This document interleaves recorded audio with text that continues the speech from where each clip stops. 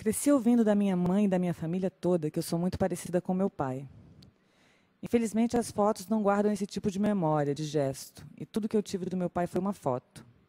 Esta foto, juntamente com os fragmentos de história que consegui arrancar da minha mãe, constituíram a minha imagem pessoal do meu pai. Com o tempo e sem perceber, fui me aproximando mais de tudo que eu via dele, tentando gostar das mesmas coisas, preenchendo o constante vazio com uma proximidade através de livros, filmes, música. De certa forma, eu queria ser meu pai. Acho que assim eu poderia entender como ele nos deixou, principalmente como ele não me quis. Durante um tempo, eu até quis ser menino. Ele era meu herói desconhecido e perfeito. Da minha mãe, eu aprendi a impressão de que nós só somos completas quando temos um homem que nos ame, que fique ao nosso lado. Aos 17 anos, saí de casa e, desde então, embarquei em alguns relacionamentos, buscando essa completude, buscando alguém que me dissesse que mereço ser amada. Essa busca só me machucou repetidamente, de novo e de novo. Levei muito tempo para entender o que isso tudo causou para o meu relacionamento com minha mãe. O coração dela foi partido 2 vezes, primeiro pelo meu pai, depois por mim. Meu pai, herói cristalizado, jamais real. Minha mãe, real, batalhadora, não reconhecida pela própria e única filha.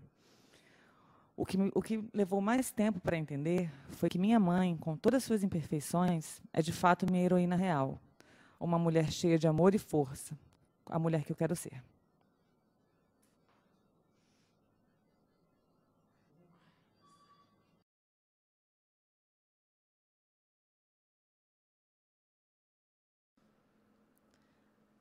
Nasci em meio a ausências. Minha memória, até onde me lembro dela, é fragmentada. Aos 9 anos, descobri a minha avó, da qual só sabia o nome e histórias distorcidas contadas por meu pai. Foi então que iniciei minha busca, descobri as palavras. Passei a escrever cartas para essa mulher que, para mim, não tinha rosto. Nos correspondemos por 4 anos, e entre receitas, palavras e fotos, comecei a inventar a minha história. Aos 13 anos, as cartas pararam de chegar. Esse processo refletiu na minha raiva, em gritos abafados e ainda mais ausências. Não sabia quem eu era, de como a memória tinha chegado a mim, a não ser pela forma enfeitada que minha mãe a desenhava. Aos 18 anos, recebi uma ligação. Era ela, minha avó, judia, mulher doce, filha de Israel e forte em tristezas. O encontro foi tão presente que me fez acreditar que as lacunas haviam sido preenchidas. Foi nesse momento que saí de casa, e longe de tudo que havia construído até então, eu comecei silenciosamente a descobrir a minha vida. Tudo que eu queria era pertencer, fugir da rejeição que era tão presente nas minhas lembranças e no meu corpo. As palavras passaram a me acompanhar em segredo, mas agora, diferente de antes, elas eram reais. Entendi que o silêncio que até então minha memória fragmentada me passava era o começo da minha vida. Acho que é isso que busco, pertencimento. Por isso, cada detalhe, inventado ou não, me ajuda a desenhar quem eu sou. No teatro, descobri como escrever esse silêncio, como fazer parte de mim sem que ninguém me tire nada. Sou eu frente a mim, dividindo o que eu tenho. Eu. Descobri a música que me ajudou a enfeitar esse vazio. A força que tenho e via tantas mulheres na minha família tendo era um reflexo dessa história de fugas, medos, rejeições e abandonos. E isso me fazia gritar, e ainda grito, mas quieta. Ainda tento preencher minhas lacunas, ainda tento pertencer. Me coloco frente a isso, mantendo a tradição. Enfeito tudo que me dói. Rio para não lidar com essa dor. Silencio para preencher o vazio. Crio laços tão profundos que se tornam frágeis. Tenho medo de rompê-los e então me protejo.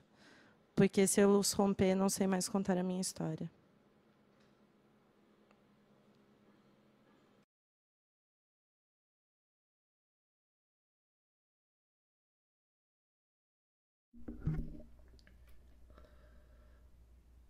Eu, escarpado, exorcite eleático, enciclopédia de erros, esmeril de desejos enigmáticos.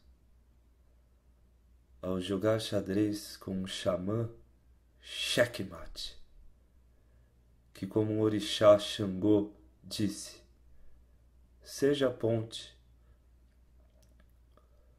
Muro branco, tortura branda, rio, estanque. A guerra quer reger e range. Não abandone o fronte. A guerrilha agarra a torre e tange. Abrem-se e fecham-se frontes. Simultaneamente a ponte. A partida de xadrez já tinha acabado. Muro estanco, tortura branca, papiro. Muros são como Nilo, letras são como tigres, frases são Eufrates. Muro branco, tortura estanca, riso estanque. Um menino levantou o braço. Agarre a primeira margem. Muro branco, tortura branda, rio, estanque.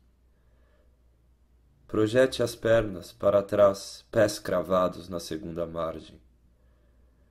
Rio corrente. O muro é a nuvem do pintor. Je vous salue, Jules Assange. Mergulhe na terceira margem. Seja a ponte.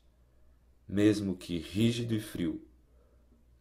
Mesmo que pêncil. Mesmo que em chamas.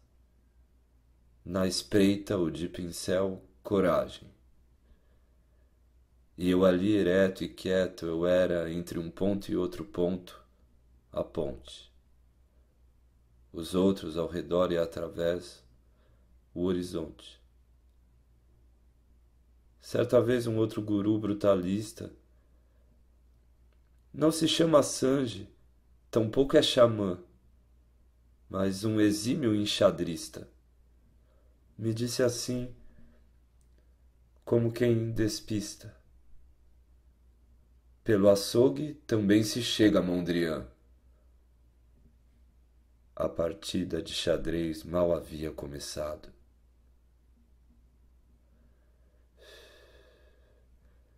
Silêncio.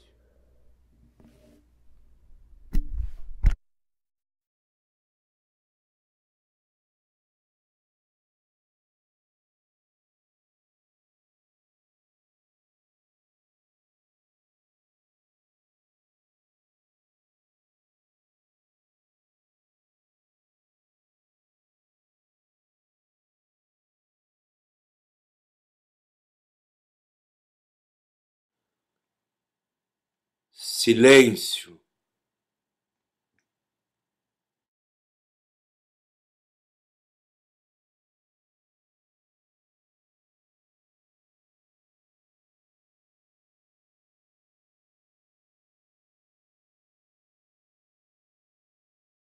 Isso não importa. Se eu tinha a maior. Se eu tinha a maior cama do mundo só para mim.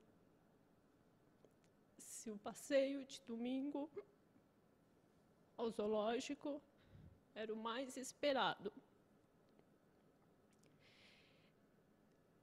Se a Emília se mexeu bem na hora do clique. Ou se num abraço era o lugar mais seguro do mundo. Isso não importa.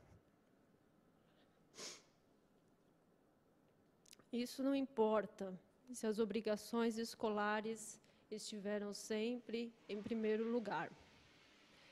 Ou nem sempre. Ou se a grama era mais fofa. Ou se desta vez podia andar descalço. Isso não importa. Isso não importa se estava pronta para mais um passeio ou se aguardávamos ansiosos na frente do carro. Se chegou mais um e agora somos duas, ou se chegou mais um e agora somos três. Ei, esse brinquedo é meu. Essa bicicleta é minha. Está bem, eu empresto para vocês. Isso não importa. O que importa é que estamos todos aqui.